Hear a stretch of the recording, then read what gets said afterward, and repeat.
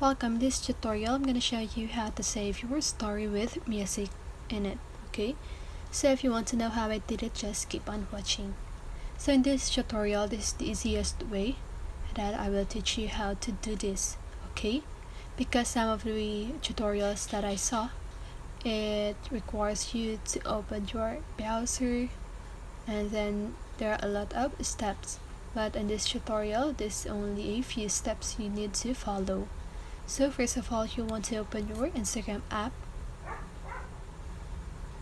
and then just go ahead and swipe your screen from left to right, and now just go ahead and take your video or picture, and then you want to click on this sticker button or option at the upper part of your screen at the right side of the text button.